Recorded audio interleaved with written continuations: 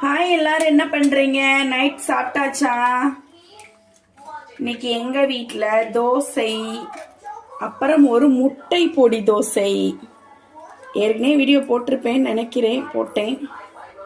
இன்னைக்கும் அதே மாதிரி முட்டை பொடி தோசை. ஆனால் எனக்கு இல்லை, என் பையனுக்கு ஆசையா இருக்குன்னு சொன்னான்.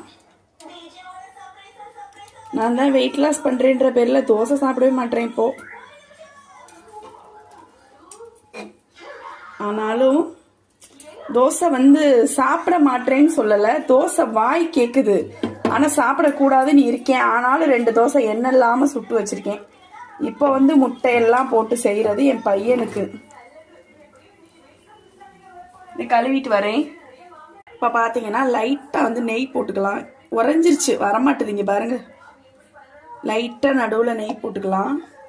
இது இந்த கரண்டி ஓரமா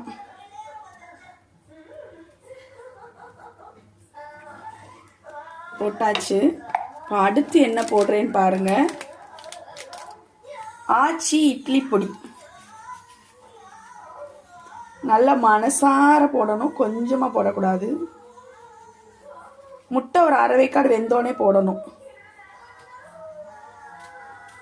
சட்னி இல்லாத சமயத்துக்கு இந்த ஒரு தோசை சாப்பிட்டாலே போதும், நல்லா இருக்கும். தோசை எப்படி இருக்குன்னு சொல்லுங்க. இப்போ தோசையை பெரட்டிட்டு காட்டுறேன். இப்போ நல்லா வெந்துருச்சு பாருங்க. நம்ம போட்ட நெய்லாம் பாருங்க இந்த பொடிக்கு மேலே வந்துருச்சு.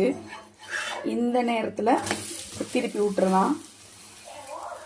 இப்போ ஒரு 2 நிமிஷத்தில் நான் இந்த தோசை எடுத்துருவேன். இப்போ பாருங்க பொடி தோசை ரெடி ஆயிடுச்சு. ஏன்டா நான் இங்கிட்டு திருப்பும்போது நீ வீடியோ எடுக்கலையா? ஆமாம், பாரு. இப்போ பாருங்க நல்ல பொடி தோசை ரெடி ஆயிடுச்சு. பிடிச்சிருந்தா நீங்களும் ட்ரை பண்ணுங்க. பொடி தோசை ரெடி, வாங்க சாப்பிடலாம். பிடிச்சிருந்தா லைக் பண்ணுங்க.